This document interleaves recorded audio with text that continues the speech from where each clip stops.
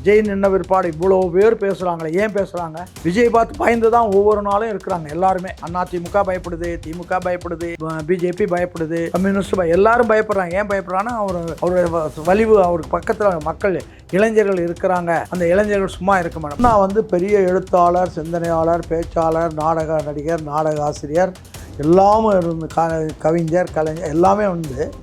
ஆனால் அவருடைய பேச்சு எழுத்து இவ்வளவும் வந்து குடிசை பகுதிக்குள்ளே போகலை.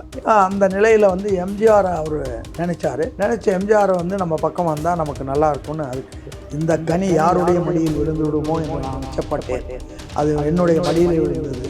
நான் எடுத்து இதயத்தில் வைத்துக் கொண்டேன். அது இதய கனி. 72 ஒரு கட்சி விட்டு நீக்கினதும் கட்சி அமைப்புகள் அமைக்கிற டைமே கிடையாது. மே மாதம் திண்டுக்கல் இடைத்தேர்தல் வந்துச்சு. அப்போ வந்து ஒரு 7-8 எம்எல்ஏக்கள் இங்கே வந்தாங்க. நிறைய பேர் வரத்துக்கு இருந்தாங்க. ஆனால் எம்ஜிஆர் ஒரு கண்டிஷன் போட்டார். என்ன போட்டாருன்னா, தேர்தல் நடந்தபோது கட்டமைப்பு கிடையாது. இப்போ கூட விஜய்க்கு கட்டமைப்பு இல்லைன்றாங்க. கட்டமைப்பு இல்லைன்றது ஒரு காரணமே கிடையாது. அதிமுக ஆரம்பித்த போது கட்டமைப்பே கிடையாது. அதிமுக பிரம்மாண்டமான வெற்றி. அடுத்தது காங்கிரஸ், மூன்றாவதாக தான் திமுக வந்தது. ஆளுங்கட்சியாக இருந்த திமுக சர்வ வல்லமை படைத்து பண செலவு பண்ணி ஆட்களை வச்சு எல்லா ரஜகத துரகதாதிகள் அத்தனை பேரையும் பயன்படுத்தி எவ்வளவோ தகுதித்தமெல்லாம் பண்ணியும் கூட மூணாவது வந்து இன்னொரு 1000 ஓட்டு குறைஞ்சிருந்தா டெபாசிட்டே போய். திரு ஸ்டாலின் அவர்களோ இபிஎஸ் அவர்களோ நல்ல தலைவர்கள் தானே, அப்படி சொல்ல முடியும்? ஊழலுக்கு வழி வச்சுட்டு 8 பேரை அதிமுகலேருந்து போன ஊழல்வாதிகள் 8 பேரை அங்கே பக்கத்தில் அமைச்சர்களாக வச்சுக்கிட்டு நீங்கள் எப்படி நல்ல தலைவர்னு சொல்கிறது? நீங்கள் அனுபவம் இல்லைன்னு நீங்களே தான் குறை சொல்கிறீங்க. அப்புறம் அனுபவம் உள்ளவனை சேர்த்துக்கிட்டு அவனை சேர்த்துக்கிட்டீங்களேன்னு. அவனாலும் அனுபவம் உள்ளவங்க பூரா பல்வேறு இயக்கங்களில் இருந்து அங்கே இங்கே அந்த முறைகேடுகள் எல்லாம் பார்த்து வந்தவங்க தான் இருக்காங்களே தவிர யாரை சேர்த்தாலும் அந்த ஊழல்னு சொல்லிடலாம் ஈஸியாக. ஏன்னா எந்த கட்சியில் இருக்கிறவனும் இப்போ வந்து ஒழுங்காக இருக்கிற மாதிரி எனக்கு படலை. நான் தவறான ஆளாக இருந்தால் என்கிட்ட வர்றவன் பூரா தவறு செய்யறதுக்கு கூட தயாராகும். நான் கரெக்டாக இருந்தேன்னா என்கிட்ட வர்றவங்க கரெக்டாக தான் இருந்தால் இவர்கிட்ட இருக்க முடியும், இல்லைன்னா இருக்க முடியாது. போய் என்னுடைய நிர்வாகத்தில் அப்படி தான் வச்சுருக்கேன். அதனால் என் கூட வந்து தவறு செய்ய முடியுன்றவன் வரமாட்டான். திமுக இருக்கிற போது நெடுஞ்செழியன் மேடையில் பேசுகிற போது நீங்கள்லாம் இளைஞர்களாக இருக்கீங்க, உங்களுக்கு ஓட்டு இல்லைன்னு சொல்கிறாங்க. ஆனால் ஓட்டு இல்லாத பற்றி பரவாயில்ல, நீங்கள் போய் நீங்களாக இருந்தால் ஒரு ஓட்டு போடுவீங்க. நீங்கள் பாடுபட்டிங்கன்னா உங்கள் குடும்பத்துலேருந்து 10 ஓட்டை கட்சிக்கு வாங்கி தரலாம். பாட்டிக்கிட்ட, அக்காக்கிட்ட, அம்மாக்கிட்ட, அண்ணிக்கிட்ட சொல்லி வாங்கலாம் அப்படின்னு சொல்லுவாங்க. இப்போ இருக்கிற இளைஞர்கள் அப்படி தான் இருக்கிறாங்க. என்ன ஒரு படத்தில் டைலாக் சொல்லுவார், வேலி ஓரத்தில் வேலையற்றதுகள் நெஞ்சத்திலே விபரீத எண்ணங்கள், அதுதான் அரசிய காலத்தின் புரியுமாறு. இந்த இளைஞர்கள் தான் இந்த ஆபத்தானவங்க. இவங்களுக்கு சாதாரண ஆள் கிடையாது. இளைஞர்கள் 20 வயசுக்கு உள்ளே இருக்கிற பெரும்பகுதி இளைஞர்கள் விஜய் கூட இருக்கான். 35-40 வயசு வரைக்கும் ஆதரவாளர்களாக இருக்கிறாங்க. இப்போ ஏற்கனவே இந்த 5 ஆண்டு காலத்தில் ஒரு 10-15% பேர் அவங்களுக்கு வாக்களித்தவன் செத்து போயிட்டான். இப்போ அங்கே குறையுது, இங்கே ஏறுது. அப்போ எது ஜெயிக்க முடியும்? இன்க்ளூசிவ் நியூஸ் தமிழ் நேயர்களுக்கு வணக்கம். இன்றைக்கு நேர்காணலில் நம்ம கூட இணைஞ்சிருக்காங்க ரொம்ப ஸ்பெஷலான ஒரு நபர் அப்படின்னு சொல்லலாம். ஒரு 87 வயதில் தாவேகா சார்பில் நிறைய விஷயங்கள் அவங்க பேசுகிறது கவனத்துக்குள்ளாகுது. அவங்க யாருன்னு பார்த்தா எம்ஜிஆர் அவர்கள் வந்து கட்சி ஆரம்பிக்கும் போது அந்த ஸ்டார்டிங்கில் சைன் பண்ணவங்களில் இவரும் முக்கியமான ஒருத்தர். அந்த கட்சியில் அதாவது ஆரம்பத்திலிருந்து பயணித்த அவர் இன்றைக்கு தாவேகாவுக்கு ஆதரவாக பேசுவது அப்படிங்கிறது, விஜய் வந்து தனித்தே அந்த தனி மெஜாரிட்டியோடையே வந்து டிவிக்கே ஆட்சியை பிடிக்கும் அப்படின்லாம் பேசிகிட்டு இருக்காரு. ஸோ அவரை தான் இன்றைக்கி நேர்காணல் பண்ண போகிறோம். திருச்சி சௌந்தரராஜன் அவர்கள் நம்மோடு இருக்காங்க. நிறைய விஷயங்கள் பேசலாம். வணக்கம் சார். வணக்கம். வணக்கம். எம்ஜிஆர் அவர்கள் கட்சி ஆரம்பிக்கும் போது அவருக்கு இருந்த மக்கள் செல்வாக்கு என்ன, இப்போ விஜய்க்கு இருக்கக்கூடிய மக்கள் செல்வாக்கு என்னங்கிறது உங்களுக்கு நல்லாவே தெரியும்.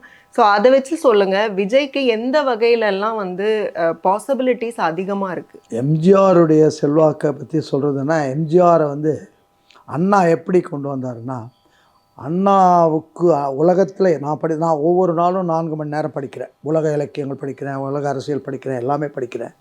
படிக்காத நாளே கிடையாது. என்னை சுற்றி லைப்ரரி தான் இருக்கும். அண்ணாவை விட சிறந்த மனிதர் உலகத்தில் என்னால் பார்க்கவே முடியலை. எல்லா துறையிலையும் அவர் வந்து ஒவ்வொரு நடவடிக்கையும் பற்றி அவரை பற்றி கேட்டிங்கன்னா ஒவ்வொன்றும் நான் சொல்ல முடியும்.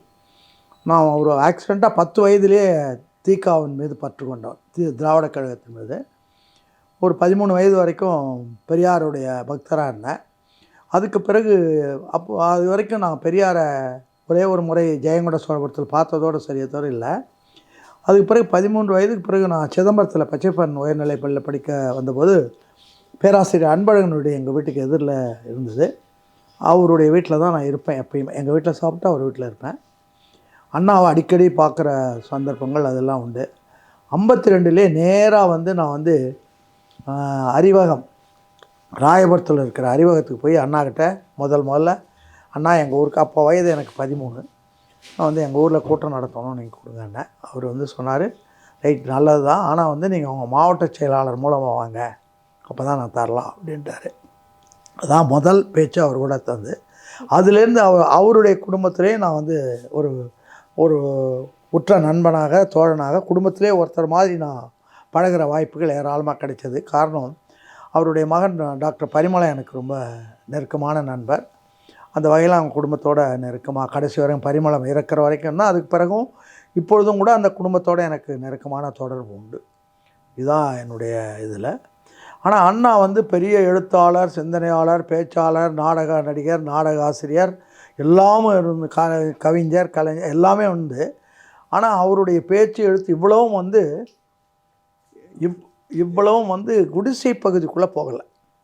அதுக்கு என்னடா வழின்னு அவர் கண்டுபிடிச்சார். குடிசையில் இருக்கிற மக்களுக்கு உள்ளே போகிறதுக்கு என்ன வழின்னா, அந்த நிலையில் வந்து எம்ஜிஆர் அவர் நினச்சார்.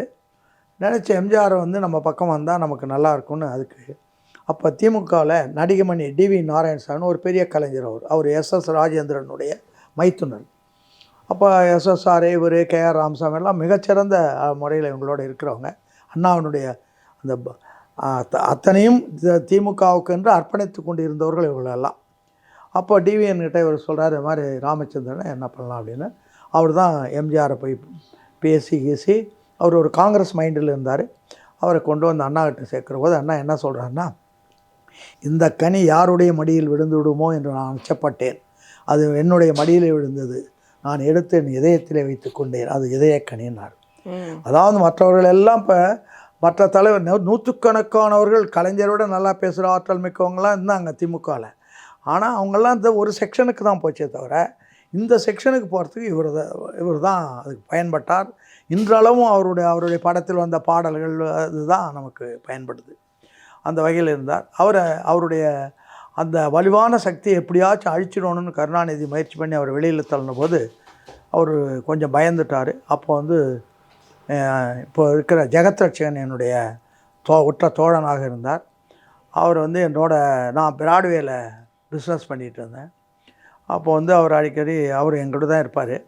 வரும்போது எம்ஜிஆரை பார்க்க போகிறது, எம்ஜிஆர் தோட்டத்தில் இருக்கார், நான் என்னால் ஒன்றும் பண்ண முடியாது, வந்து கருணாநிதிக்கிட்ட பண வலிவு அதிகமாக இருக்குது, அதிகார பலம் இருக்குது, என்கிட்ட இருக்கிற ரசிகர்கள் படம் பார்ப்பாங்க போவாங்களே தவிர எதிர்த்து நின்ற ஆற்றல் அவங்களுக்கு அவ்வளோ கிடையாது, அதை செய்யணுன்னா அதுக்கு ஒரே ஒருத்தர் தான் இருக்கார் அப்படின்னு சொல்லி கருணாநிதியே எம்ஜிஆர்கிட்ட சொன்னதை எம்ஜிஆர் சொல்கிறாரு ஜெகத் ரட்சகன்கிட்ட, எஸ்டி சோமசுந்தரத்தால் தான் அது முடியும், அவர்களுடைய இளைஞர்கள் எதுவும் பணத்துக்கு ஆசைப்பட மாட்டார்கள், பதவிக்கு ஆசைப்பட மாட்டார்கள், ஆகவே எஸ்டிஎஸ்க்கும் எனக்கும் தொடர்பில்லை, என்ன செய்யுதுன்னு போது அப்போ தான் ஜெகத் ரட்சகன் சொல்லியிருக்கார், கே சௌந்தரராயன் ஆகிய என்ன அவர் சொன்னால் கேட்பேன். நான் வந்து திமுகவில் மாணவர் கழகத்தில் தலைமை கழக செயலாளர், எஸ்டிஎஸ் பொதுச் செயலாளர், எல்லா வரவுகளும் என் கூட தான் இருக்குது அப்படின்னு ஒடனே அவர் கேஎஸ் ஆரனோடனே என்ன அவர் திருச்சி சௌந்தரராயனோட அவர் எனக்கு முதலே தெரியுமே என்ற பேராசிரியருக்கு அவர் உற்ற நண்பர் யார் எம்ஜிஆர். அந்த வகையில் பேராசிரியர் அவருடைய தம்பி அறிவழகன் அவங்க மூலிமா அடிக்கடி சந்தித்து பண்ணுறது. அதோட 1962 தேர்தலில் எங்கள் தொகுதியில் ஜெகதாம்பாள் வேலாயுதம்னு நின்னேன். அவங்கள்ட்ட பணமே இல்லை, கட்சியிலையும் பணம் இல்லை, ஒரு ஜெயங்கொண்டம் தொகுதி. அப்போ நேராக இங்கே வந்து எம்ஜிஆர் அழைச்சிட்டு போய் எங்கள் ஊரில் ஒரு சின்ன கிராமம், எங்கள் ஊர் கவரப்பாளையம் இருக்குது, அங்கேயே ஒரு சிறப்பு கூட்டம் 4 அண்ணா டிக்கெட் போட்டு வசூல் பண்ணோம். 2000 ரூபா வசூலாச்சு. அதில் 300 ரூபா செலவு போக பாக்கி 1700 ரூபா தான் அந்த தடவை தேர்தல் செலவே. அதில் அந்த அம்மா வெற்றி பெற்று அழைச்சிட்டு வந்துட்டோம். இதுக்கெல்லாம் மூல காரணம் அவர் தான், எம்ஜிஆர் தான். எம்ஜிஆரோட பல வகையில் எனக்கு தொடர்புக்கு இது. அப்போ சென்னையில் மேயராக அப்துல் காதர் இருந்தார், அவர் எனக்கு உற்ற நண்பர். அவர் எம்ஜிஆருக்கு ரொம்ப பிடிக்கும், ஏன்டா ரொம்ப நேர்மையான ஒரு அப்துல் காதர். இன்னும் சொல்லப்போனால் பெரியாராலே புகழப்பட்டவர் அந்த அப்துல் காதர். கடற்கரை கூட்டத்தில் இந்த கண்ணீர் துளிகள் கட்சியில் ஒரே ஒருத்தன் தான் யோகியம் இருக்கிறான், அவர் இந்த துலுக்கன் அப்துல் காதர் அப்படின்னு பெரியார் பேசினார். அந்த அளவுக்கு அவர் புகழ்பெற்றவர். எல்லாம் என்னுடைய நண்பர்களாக இருந்தாங்க. நாங்கள் அந்த சர்க்கிளில் தான் இருந்தோம். அதோடு நான் பல்கலைக்கழகத்தில் படிக்கிற போது என்னுடைய வகுப்பு தோழராக ஈவிகே கஜராஜ் இருந்தார். கஜராஜ் வந்து ஈவிகே சம்பத்துடைய தம்பி. அதனால் நெருக்கமாக அது இன்னும் சொல்லப்போனால் பிற்காலத்தில் எங்களுக்கும் ஈவிகே சம்பத்து குடும்பத்துக்கும் உறவு உண்டாது.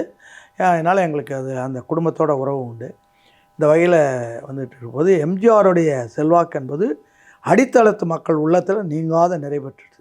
திமுக என்பது எம்ஜிஆர் கட்சின்ற எண்ணம் தான் பல நேரங்களில் வந்து. இன்னும் ஒரு தடவை கூட சொல்லுவாங்க, அண்ணா ஒரு வயல்வெளியில் வேலை செஞ்சிட்டு இருந்தபோது திமுக கொடி பறந்த காரில் அண்ணா போகிறாரு.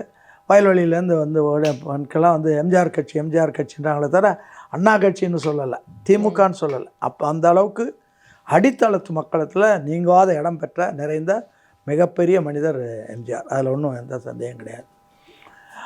அவருடைய செல்வாக்கை குறைப்பதற்கு அப்பொழுது வந்து கட்சி 72 ஒரு கட்சி விட்டு நீக்கினதும் கட்சி அமைப்புகள் அமைக்கிற டைமே கிடையாது.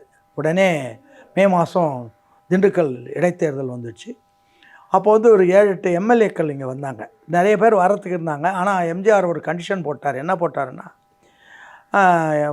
நிருபர்கள் கேட்குறாங்க, திமுகலேருந்து வர்றவங்களெல்லாம் நீங்கள் ஏற்றுக்குவீங்களான்னு. அப்படி இல்லை, யாரெல்லாம் ஊழல் இல்லை என்று ஒரு ஓய்வு பெற்ற நீதிபதியை நியமிப்பேன், அவர் முன்னால் அந்த ஊழல் அற்றவர்கள் என்று சொன்னால் அவர்களை மட்டும்தான் எடுத்துக்கொள்வேனார். அதனால் பல பேர் அப்படி தங்கிட்டாங்க. ஆனாலும் திமுகவில் முக்கியமானவர்களுக்கு கூட எம்ஜிஆரை வெளியில் அனுப்புனது பிடிக்கும். முக்கியமாக டாப்பில் இருந்த ஒருத்தரே, அது பேர் நான் சொல்லக்கூடாது, அவர் அசிங்கமாகவே ஒரு வார்த்தை சொன்னார். அந்த பொதுக்குழுவில் ராஜேஸ்வரி ஹாலில் நடந்த பொதுக்குழு நடந்து வெளியில் வந்தது ரொம்ப கோபமாக வந்தார் எங்கள் மாவட்ட செயலாளர் அன்பில் தர்மலிங்கம். அவர் வந்து கண்ணாமண்ணான்னு சொன்னார். அதாவது இவர் தப்பு பண்ணிட்டார் கருணாநிதின்றதை. அவருக்குன்னு சில லாங்குவேஜ் உண்டு, அன்பிலுக்குன்னு ஒரு சில லாங்குவேஜ் உண்டு. அந்த லாங்குவேஜ் மூலமாக சொன்னார். அது பதிவு பெற முடியாத வார்த்தைகள் அதெல்லாம். அந்த அளவுக்கு இன்னும் சொல்ல போனால் பல பேர் அதிலே இருந்தாங்க. எம்ஜிஆரை நீக்கினது தப்பு அப்படின்றதில் இருந்தாங்க. ஆனால் பதவி சுகம் அவர்கள் அங்கேருந்து வெளியில் வர விடலை. அந்த சூழ்நிலையில் இந்த தேர்தல் நடந்தபோது கட்டமைப்பு கிடையாது. இப்போ கூட விஜய்க்கு கட்டமைப்பு இல்லைன்றாங்க. கட்டமைப்பு இல்லைன்றது ஒரு காரணமே கிடையாது. அதிமுக ஆரம்பித்த போது கட்டமைப்பே கிடையாது. என்ன பண்ணாங்க, திண்டுக்கல் தேர்தல் ஆரம்பித்தாச்சு, அவங்கவுங்க பல தோழர்கள் வந்து உள்ளே சேர்ந்துட்டாங்க. சேர்ந்தவங்கள என்ன பண்ணுறது, யார் நம்ம கட்சிக்காரன் யார் வெளியிலேருந்து உள்ளே வந்திருக்கிறான் வம்பு பண்ணுறதுக்கு அப்படின்றதெல்லாம் இருந்தபோது நான் தான் திண்டுக்கல் தேர்தலை தலைமையேற்று நடத்தினேன்.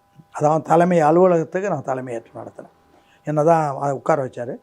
அப்போ வந்து இருந்த எம்எல்ஏக்களை என்ன பண்ணோன்னா, ஒவ்வொரு 6 தொகுதி, பாராளுமன்றம் என்பது 6 தொகுதி, 6 தொகுதிக்கும் 6 பேரை 6 எம்எல்ஏக்களை போட்டோம். இப்போ நிலக்கோட்டை தொகுதியாக இவர் குழச்செல்லையா தஞ்சை மாவட்டத்துக்காரர். அவருக்கு தஞ்சை மாவட்டத்தில் பெருமதி கட்சிக்காரையும் தெரியும், வெளியாட்களையும் தெரியும். கட்சிக்காரர்கள் அடையாளம் தெரிஞ்சால் மற்றவங்க வெளியாட்கள்னு ஆகிடும். அதேமாரி வந்து ஆத்தூர் தொகுதிக்கு என்ஆர் இவர் அரங்கநாதன் இருந்தார், வடார்காடு மாவட்ட செயலாளர். அவருடைய மகன் தான் இப்போ இளங்கோன்னு திமுகவில் எம்பியாகவும் இருக்கார், பெரிய சீனியர் வழக்கறிஞராகவும் இருக்கார்.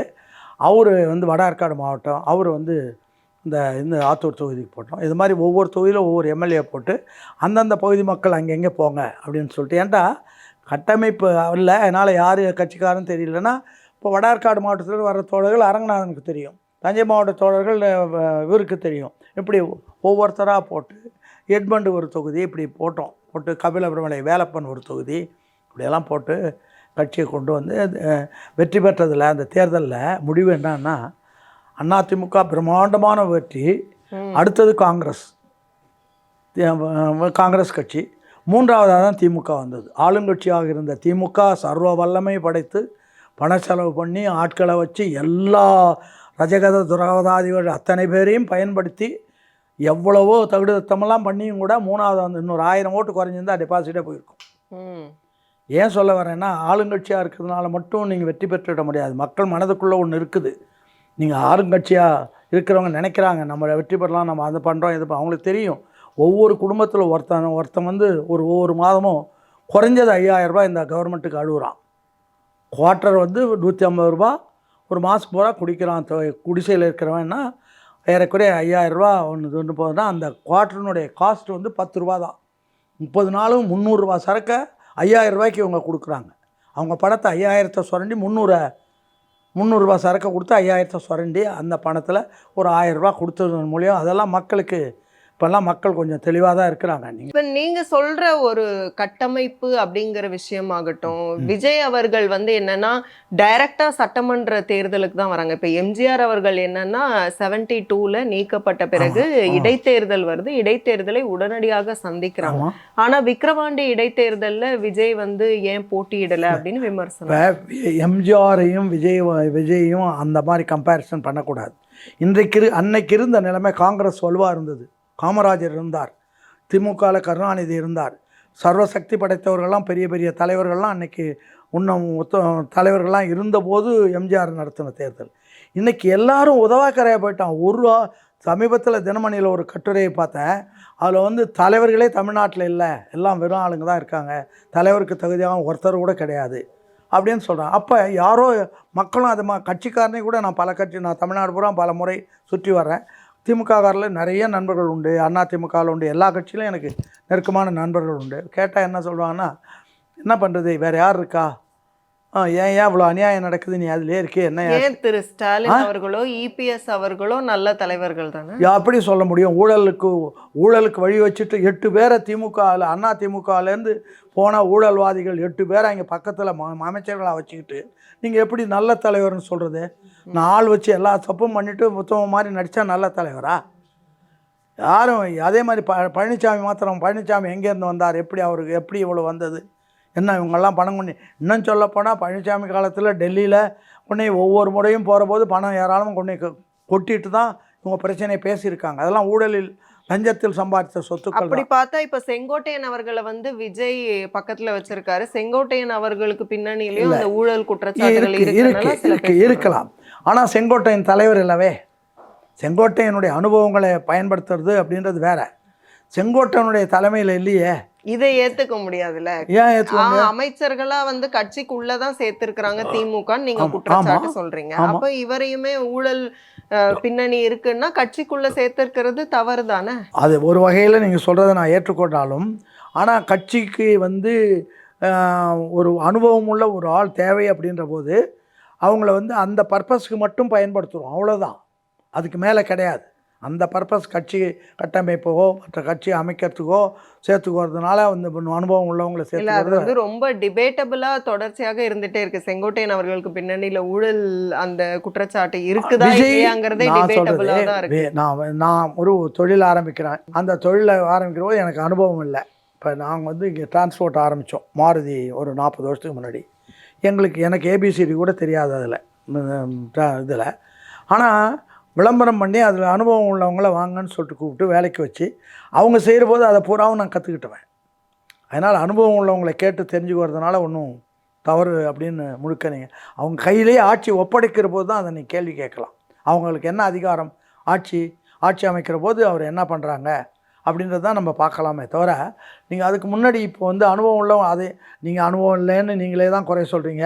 அப்புறம் அனுபவம் உள்ளவனை சேர்த்துக்கிட்டு அவனை சேர்த்துக்கிட்டீங்களேன்னு அனுபவம் உள்ளவன் பூரா பல்வேறு இயக்கங்களில் இருந்து அங்கே அந்த முறைகேடுகள் எல்லாம் பார்த்து வந்தவங்க தான் இருக்காங்களே தவிர, யாரை சேர்த்தாலும் அந்த ஊழல்னு சொல்லிடலாம் ஈஸியாக. ஏன்னா எந்த கட்சியில் இருக்கிறவனும் இப்போ வந்து ஒழுங்காக இருக்கிற மாதிரி எனக்கு படலை, அதனால் சொல்லலாம். ஆனால் அவங்களுடைய அனுபவம் நமக்கு தேவைப்படுது. என்ன பண்ணுறது? ஒரு இயக்கத்தை நடத்துவதற்கு எப்படி ஹவு டு ஆர்கனைஸ் அப்படின்றதுக்கு அனுபவம் வேணுங்கிறதுக்காக ஊழல் பண்ணவங்க, ஊழல் பேக்ரவுண்ட் இருக்கவங்களெல்லாம் சேர்த்துக்கணும்னா அப்போ வாட் இஸ் த டிஃப்ரென்ஸ்? அப்படி நீங்கள் கணக்கு இது அரசியல் அப்படி கணக்கு போட முடியாது. ஊழல் உள்ளவங்கள லீட் பண்ணுறவங்களுடைய கேரக்டர் என்னன்றதான் நம்ம பார்க்கணும். நான் தவறான ஆளாக இருந்தால் என்கிட்ட வர்றவன் பூரா தவறு செய்கிறதுக்கு கூட தயாராவான். நான் கரெக்டாக இருந்தேன்னா என்கிட்ட வர்றவங்க கரெக்டாக தான் இருந்தால் இவர்கிட்ட இருக்க முடியும், இல்லைன்னா இருக்க முடியாது. இப்போ என்னுடைய நிர்வாகத்தில் அப்படி தான் வச்சுருக்கேன். அதனால் என் கூட வந்து தவறு செய்ய முடியுன்றவன் வரமாட்டான். நான் தவறான ஆள் இருந்தால் சரி இங்கே போனான்னா நம்ம எண்ணத்தோடு சேருன்ற மாதிரி அவன் வந்துன்னா எனக்கும் பயன்படுவான், அவனுக்கும் நான் பயன்படுவேன்னு நினைப்பான். இது வந்து அவருடைய சொந்த பிரச்சனைகள், பல்வேறு பிரச்சனை காரணமாக அவர் வெளியில் வர அவருடைய அனுபவத்தை நம்ம பயன்படுத்திக்கிறோம், அவ்வளோதானே தவிர அதை வந்து நீங்கள் நினைக்கிற மாதிரி அவரை வச்சுக்கிட்டதுனால மற்றெல்லாம்னா வச்சுக்காட்டி நீங்கள் அனுபவமே இல்லை அப்படின்னு, அனுபவம் உள்ளவர்கள் அங்கே இல்லை அப்படின்னா என்ன ஆகுறது? அதனால் அது ஒரு சங்கடமான கேள்வி தான். இருந்தாலும் வேறு அதை அவங்கள வச்சு தான் நம்ம பல விஷயங்களை தெரிஞ்சு கொள்ள வேண்டியதாக இருக்குது. வேறு வழி கிடையாது. நம்ம அதே கேள்விக்கு வருவோம். விக்கிரவாண்டி இடைத்தேர்தலில் விஜய் போட்டியிடலை அப்படிங்க. இல்லை, நான் நேரம் பார்த்து காலம் பார்த்து தான் நான் உடனடியாக அதுக்கு நின்னேன்னா நான் வந்து ஆர்கனைஸ் ஆகணும். இப்போயே இந்த தேர்தலுக்கே நான் ஆர்கனைஸ் பண்ணி கொண்டு வர்றதுக்கு முடியாத போது விக்கிரவாண்டி தேர்தலில் நிற்கல. அதெல்லாம் வந்து இப்போ விஜய் நின்ன பிற்பாடு இவ்வளோ பேர் பேசுகிறாங்களே, ஏன் பேசுகிறாங்க? விஜய் பார்த்து பயந்து தான் ஒவ்வொரு நாளும் இருக்கிறாங்க எல்லாருமே. அதிமுக பயப்படுது, திமுக பயப்படுது, பிஜேபி பயப்படுது, கம்யூனிஸ்ட் எல்லாரும் பயப்படுறாங்க. ஏன் பயப்படுறாங்கன்னா அவருடைய வலிவு, அவருக்கு பக்கத்தில் மக்கள் இளைஞர்கள் இருக்கிறாங்க. அந்த இளைஞர்கள் சும்மா இருக்க மாட்டேன். இப்போ நான் 13 வயசில் திமுகவில் இருக்கிற போது நெடுஞ்செழியன் மேடையில் பேசுகிற போது நீங்கள்லாம் இளைஞர்களாக இருக்கீங்க, உங்களுக்கு ஓட்டு இல்லைன்னு சொல்கிறாங்க. ஆனால் ஓட்டு இல்லாத பற்றி பரவாயில்ல, நீங்கள் போய் நீங்களாக இருந்தால் ஒரு ஓட்டு போடுவீங்க, நீங்கள் பாடுபட்டிங்கன்னா உங்கள் குடும்பத்துலேருந்து 10 ஓட்டை கட்சிக்கு வாங்கி தரலாம், பாட்டிக்கிட்ட, அக்காக்கிட்ட, அம்மாக்கிட்ட, அண்ணிக்கிட்ட சொல்லி வாங்கலாம் அப்படின்னு சொல்லுவாங்க. இப்போ இருக்கிற இளைஞர்கள் அப்படி தான் இருக்கிறாங்க. நீங்கள் வந்து இந்த இளைஞர் அதை அண்ணா ஒரு படத்தில் டைலாக் சொல்லுவார், வேலி ஓரத்தில் வேலையற்றதுகள் நெஞ்சத்திலே விபரீத எண்ணங்கள், அதுதான் அரசிய காலத்தின் குறின்வார். இந்த இளைஞர்கள் தான் இந்த ஆபத்தானவங்க. இவங்களுக்கு சாதாரண ஆள் கிடையாது. இளைஞர்கள் 20 வயசுக்கு உள்ளே இருக்கிற பெரும்பகுதி இளைஞர்கள் விஜய் கூட இருக்கான். 35-40 வயசு வரைக்கும் ஆதரவாளர்களாக இருக்கிறாங்க. இப்போ ஏற்கனவே இந்த 5 ஆண்டு காலத்தில் ஒரு 10-15% பேர் அவங்களுக்கு வாக்களித்தவன் செத்து போயிட்டான். இப்போ அங்கே குறையுது, இங்கே ஏறுது. அப்போ எது ஜெயிக்க முடியும்? இப்போ அவங்கெல்லாம் இருக்காங்களா? செத்து போனவங்களாம் வந்து ஓட்டு போட போகிறாங்களா? அதில் போடுவாங்களா? இப்போ 5 ஆண்டு காலத்தில் எவ்வளோ பேர் செத்து இருக்காங்க? அவங்களுடைய ஓட்டெல்லாம் என்ன ஆகும்? அவங்களாம் உங்களுக்கே போட்டதாக வச்சுக்கோங்க. அப்போ அந்த ஓட்டு மைனஸ் ஆகுது இல்லையா? இப்போ இவர்களுக்கு அவர்களோட ஓட்டு இன்க்ரீஸ் ஆகுது இல்லையா? அதுதானே லாஜிக்கு. அதை அவனும் கணக்கு. இப்போ நேர்பட பேசல் கூட பேசுகிறாங்க. ஊழலை பற்றியோ, லஞ்சத்தை பற்றியோ, இயற்கை பொருள்களை கொள்ளையடிக்கிறத பற்றியோ எதை பற்றியும் பேச மாட்டேங்கிறாங்க. அது வந்து இன்னும் சொல்ல போனால் பொதுமக்கள் சாதாரண கிராமத்தில் நான் 10 நாள் கிராமத்தில் இருக்கேன், 10 நாள் கிராமத்தில் இருக்கேன்னு சொல்லலாம். என்னண்ணே இவங்களுக்கெல்லாம் ஏதாச்சும் கருணாநிதி வீட்டிலேருந்து பணம் கொடுத்துட்றாங்களா? ஒரு மாதிரி ரொம்ப டேமேஜ் இல்லாமல் இப்படியெல்லாம் பேசுகிறாங்களே, இவங்களுக்கெல்லாம் பேமெண்ட் ஆகிடும் போல் இருக்கே அப்படின்னு சொல்கிறான். சாதாரண ஆள் சொல்கிறான், ரொம்ப சாதாரண ஆள். அப்போ நீ சந்தேகப்படுறான். உங்களுடைய ஒரு நேர்வட பேசலை விட இந்த ஊழலை பற்றி, லஞ்சத்தை பற்றி, இயற்கை வளங்கள் கொள்ளையடிக்கிறத பற்றி, மதுவை பற்றி யாரும் பேசுகிறது கிடையாது. அவங்களுக்கு அதுக்கு உள்ள ஷேர் போயிடுது. அதனுடைய விளைவு அவங்க பெட்டி வாங்குறவங்களா இருக்கிறாங்களே தவிர வெளியில் வந்து நான் கூட ஒரு தடவை திருமாவளவன்கிட்ட பேசுகிறேன். திருமாவளவன் எனக்கு ரொம்ப நெருக்கமான நண்பர், எங்கள் பகுதிக்காரர். அவர்கிட்ட சொன்னேன் ஒரு தடவை 3 ஆண்டுகளுக்கு முன்னால், என்னங்க நீங்கள்லாம் கட்சி நடத்துறது இதுக்கு கம்முன்னு அது விடுதலை சிறுத்தைகள் திமுக பிரிவுன்னு போட்டு போங்க, நல்லா இருக்குமே அப்படின்னு. என்ன இப்படி சொல்கிறீங்களா? பின்ன நீங்கள் கட்சி தேர்தல் முடிஞ்சதாக வந்தோமா, அரசியல் நடத்தணுமா, மக்களை திரட்டணுமான்ற இல்லாமல் நீங்கள் வந்து ஆளுங்கட்சிக்கு லாலி பண்ணால் இது எப்படி போகும், உங்களை வேறு எப்படி நினைப்பாங்க அப்படின்னு நான் சொன்னேன். அதுக்கு பிறகு 2-3 போராட்டம் அது இது பண்ணார். அதே மாதிரி பாலகிருஷ்ணன் சிபிஎம்மில் இருந்தபோது அவரும் எனக்கு வேண்டியவர். அவர்கிட்ட சொன்னேன், கம்யூனிஸ்ட் சிபிஎம் திமுக பிரிவுன்னே போட்டுடலாமே அப்படின்னேன். அவரும் என்ன அப்படி சொன்னார். அதுக்கு பிறகு தான் ஒரு 2-3 போராட்டங்கள் அது இது. இப்போ 2 வருஷமாக தான் கொஞ்சம் வெளியில் லைம்லைட்டில் வந்து அவங்க போராட்டங்கள் அது. அவங்க எல்லாருமே ஒரு புள்ளியில் என்னன்னா, அதாவது பிஜேபியை வந்து ஒரு மதவாத கட்சிங்கிறாங்க, அவங்க அதிமுகவோட கூட்டணி சேர்ந்துட்டு தேர்தலை சந்திக்க போறாங்க. இல்லை, நான் என்ன அவர்களை முறியடிக்கிறதுக்கு நாங்கள் ஒரே விஷயம் வச்சுக்கிறாங்க. இது நீங்கள் சொன்னது நல்ல அருமையான பாயிண்ட். ஒரே ஒரு 2 பேர் தான் பார்லிமெண்ட்டில் 57 இருந்தாங்க. அதில் ஒருத்தர் தர்மலிங்கம், அவர் பேச மாட்டார், திருவண்ணாமலைக்காரர். ஒருத்தர் அவங்க ஈரோட்டுக்காரர், திருச்செங்கோடு தொகுதியிலேருந்து தேர்ந்தெடுக்கப்பட்ட, நாமக்கல் தொகுதியிலேருந்து தேர்ந்தெடுக்கப்பட்ட ஈவிகே சம்பத். அந்த ஒருத்தரை கண்டு பார்லிமெண்ட் அலறிச்சு. ஒரு லெட்டர் கொடுக்குறாரு நேருவுக்கு, கொடுத்துட்டு வந்துட்டார், நீங்கள் வந்து இந்த இந்தி பிரச்சனையில் சரியான முடிவு எடுக்கலைன்னா அங்கே வந்து பிரசிடெண்ட் வரபோது நாங்கள் வந்து கருப்பு கொடி காட்டி நாங்கள் சிக்கலை உருவாக்குவோன்ற கொடுத்துட்டு அவர் ஃப்ளைட்டுக்கு வந்துட்டார். அந்த லெட்டர் அப்புறமா நேரு திரும்ப கொஞ்சம் லேட்டாக தான் பார்க்குறாரு. பார்த்துட்டு எங்கே சம்பத்துன்னா அவர் ஊருக்கு கிளம்பிட்டார், ஃப்ளைட்டுக்கு போகிறாருன்னா ஃப்ளைட்டை கொஞ்சம் நிறுத்தி வச்சு இவர் ஒரு பதில் தராரு. இந்தி பேசாத மக்கள் விரும்புகிறவரை அந்த பகுதியில் நாங்கள் வந்து இந்தியை புகுத்த மாட்டோம் அப்படின்னு ஒரு அஷ்யூரன்ஸ். பராசக்தி படத்துல கூட இந்த ஹிந்தி திணிப்பு அப்படிங்கிற விஷயம் பற்றி தான் வந்து படம் இருக்கு அப்படின்லாம் சொல்கிறாங்க. நாம் அந்த படத்தை பார்க்கல. அப்படி இருந்தால் ரொம்ப மகிழ்ச்சி. இந்தியை திணித்தது காங்கிரஸ் அப்படின்னு எல்லாம் குற்றச்சாட்டு வருது. ஆமாம், காங்கிரஸ் நீங்கள் காங்கிரஸ் பண்ணது நேரு வந்து நல்ல ஜனநாயகவாதி. ஆனால் அவருக்கு வந்து கான்டெம்பரரிஸ் வந்து எல்லாரும் அவருக்கு ஈக்குவல் ஸ்டேட்டஸில் இருந்தவங்க ஒவ்வொருத்தரும். இன்னும் சொல்லப்போனால் வெஸ்ட் பெங்காலில் டாக்டர் பிசி ராயின்னு ஒரு சீஃப் மினிஸ்டர் இருந்தார். அவர் இவர் நேரு வெஸ்ட் பெங்காலுக்கு இந்த பெர்பாரின்னு ஒரு இடத்த விட்டு கொடுக்கலாம்னு நினச்ச போது அவர்கிட்ட இப்போ சொல்கிறாரு. அப்போ அந்த ஒரு முதலமைச்சராக இருக்கிறவர் பிரைம் மினிஸ்டரை பார்த்து, மிஸ்டர் நேரு மைண்ட் யுவர் பிஸ்னஸ்ன்ட்டார். உன் வேலையை பாரு, இதெல்லாம் பார்க்காதன்ட்டார். அந்த அளவுக்கு கான்டெம்பரரிஸ் இருந்தாங்க. ஒவ்வொருத்தரும் அவருக்கு ஈக்குவலாக வளர்ந்து வந்தவங்க தானே. அதனால் அன்னைக்கு ஓரளவுக்கு நியாயமும் ஜனநாயகம். நேருனுடைய ஆட்சியில் முதல் முந்திரா ஊழல் வந்தபோது உடனே அவர் சைலண்ட்டாக டிடிகேவை ரிசைன் பண்ண வச்சார். யாரையும் சப்போர்ட் பண்ணல. அதே மாதிரி இந்திய எதிர்ப்பு பிரச்சனைகள் நாட்டில் கலவரம் நடந்தபோது காங்கிரஸில் அமைச்சர்களாக இருந்த சி சுப்பிரமணியமும் அழகேசனும் ரிசைன் பண்ணிட்டு வெளியில் வர்றாங்க. யாருக்கு? மாணவர்களுக்கு சப்போர்ட்டாக, திமுக மாணவர்களுக்கு சப்போர்ட்டாக இந்தி பிரச்சனையில் இங்கே கலவரம் நடக்கிற போது அங்கே ரிசைன் பண்ணுறாங்க. ஆனால் இவங்க வந்த பிற்பாடு இப்போ கருணாநிதி வந்ததுலேருந்து பார்த்திங்கன்னா ஒரு ஆள் கூட ரிசைன்ற இடத்துக்கே போக மாட்டேங்கிறான். எவ்வளோ ஊழல் இருந்தாலும் இந்த பாருங்க உங்கள் ஏரியாவில் இந்த பேர் என்ன, செந்தில் பாலாஜி, இவ்வளோ பிரச்சனைகளுக்கு இருக்கும். இன்னும் அந்த அமைச்சர் அந்தஸ்தோடு இருக்கணும், அமைச்சர் ஆகணுன்றதான் பார்க்குறாங்களே தவிர வேறு ஒன்றும் கிடையாது. இவங்களுக்கெல்லாம் ஒரு நெறிமுறைகள், ஒழுங்கு, யோகிதாம்சங்கள்லாம் ஒன்றுமே கிடையாது. அதனால் இவங்க மக்கள் அதை உணர்ந்துட்டாங்க. எல்லாம் காலி ஆகிட்டாங்க. ஏதோ ஒருத்தன் காங்கிரஸ் இதுலேருந்து திமுகவில், அண்ணா திமுகவில் கூட கேட்குற போது யார் வந்தால் நம்ம ஆதரிக்கலாம், வாரம் வரலன்னு கேட்டவங்க பல பேர் இருக்காங்க. இப்போ ஒரு விஜய் வர்றாப்புல ஏன் அவரை சப்போர்ட் பண்ணக்கூடாதுன்ற எண்ணம் இப்போ அன்றைக்கி 72 இருந்த நிலைமை, ஆட்சி நிலைமை, கவர்மெண்ட்டு பொலிட்டிக்கல் நிலைமை இன்றைக்கி கிடையாது.